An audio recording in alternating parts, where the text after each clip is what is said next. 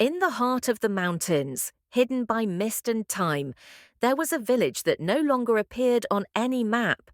Some said it was a myth, others claimed they had found it, only to forget where it was the moment they left. This is the story of Emma Carter, the woman who found it and never came back the same. Emma Carter was not the kind of person who believed in legends. She was a travel journalist. Her job was to expose the truth behind old myths and forgotten places.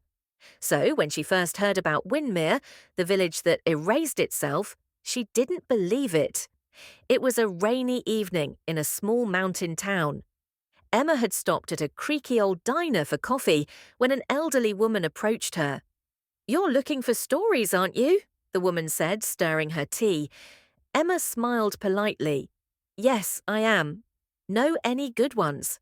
The old woman leaned closer. "Go find Windermere," Emma laughed. "And where exactly is Windermere?" The woman's smile widened. "That's the thing," she said. "You can't find it if you're looking for it. Sometimes it finds you." Emma didn't take it seriously, but the next morning, curiosity pulled her into the mountains. From the start, the weather was strange. The mist curled around trees like living things. Her compass spun in circles. Her phone lost all signal. Still, Emma kept walking. Hours passed. Birds stopped singing. The forest grew too quiet. Her footsteps sounded wrong, muffled as if swallowed by the mist. Just as she was about to turn back, she stumbled into a clearing.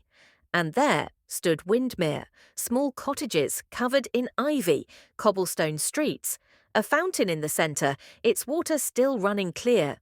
But no people, at least not at first.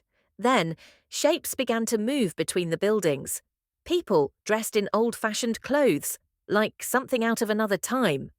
Emma lifted her camera, but when she looked at the screen, there was nothing, just mist. Confused, she tucked the camera away and walked deeper into the village. The villagers didn't seem to notice her. They moved slowly, silently, hanging laundry, carrying baskets, tending gardens. Emma approached a woman kneeling by a well. "Hello, can you hear me?" she called out. The woman looked up. Her eyes were pools of deep sadness. Without a word, the woman reached into her pocket and handed Emma a small silver key. Emma stared at it, confused. When she looked up, the woman was gone. Suddenly, Windermere didn't feel so peaceful anymore. The mist thickened. The air turned colder. Shadows danced at the edge of Emma's vision.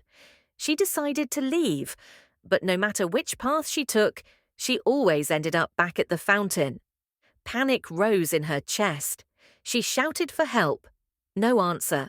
That's when she remembered the key. Near the fountain, half buried in the earth, was a stone door. The key fit perfectly. With a deep rumble, the door swung open. A staircase spiraled downward into darkness. Emma hesitated. Then she descended. The air smelled of damp earth. The stairs seemed endless.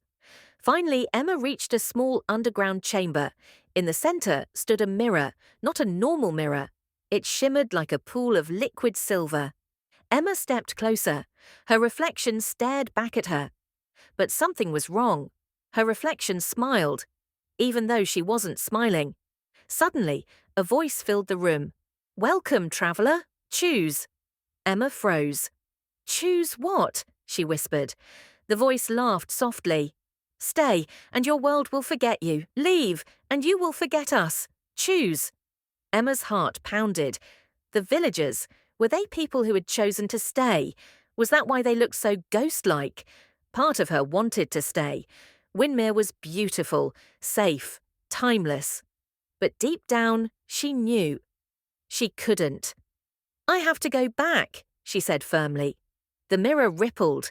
Her reflection frowned. The stairs behind her lit up again. Without looking back, Emma ran up the stairs. When she burst back into the clearing, Windermere was gone. No cottages, no fountain, just mist, just silence. Emma made her way back to the town. To her shock, weeks had passed. She had been missing for 23 days. Her apartment cleared. Her job Gone. Her friends had moved on. Winmere had kept its promise. The world had forgotten Emma Carter. And the silver key. It was still in her pocket, cold as ice. Even now, on quiet nights, Emma hears the mist outside her window, whispering, calling her back to the village that no longer exists, but waits, just the same.